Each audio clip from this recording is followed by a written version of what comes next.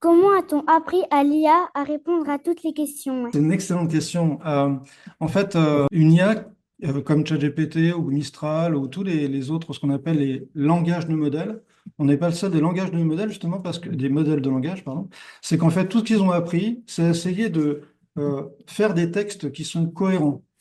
C'est-à-dire que quand vous leur posez une question, eux, ils essaient de prédire le mot qui suit à la réponse à cette question, puis le mot qui suit, le mot qui suit, le mot qui suit. Un peu comme quand vous tapez des SMS et que le téléphone, il vous propose le mot d'après, il essaie de deviner ce que vous allez taper. Bah là, c'est pareil, sauf que ça le fait pour des paragraphes ou des textes entiers.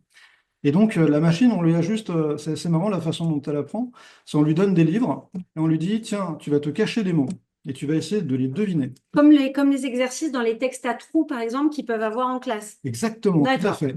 Et en fait, après, elle va le faire ça toute seule. Elle va toute seule se cacher des mots, essayer de les deviner, et puis elle va comparer le vrai mot par rapport à celui qu'elle a deviné. Elle va voir s'il y a des grosses différences, et elle va essayer d'adapter son modèle interne. C'est comme si elle avait plein de petits boutons qu'elle tourne dans tous les sens pour obtenir la bonne réponse.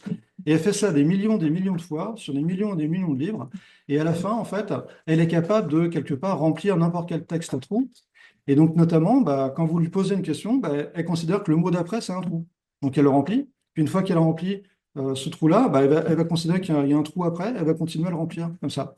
Et donc, c'est ça que fait ChatGPT, tous les modèles de langage avec lesquels vous discutez. Ça ne fait qu'essayer de deviner le meilleur mot qui vient après.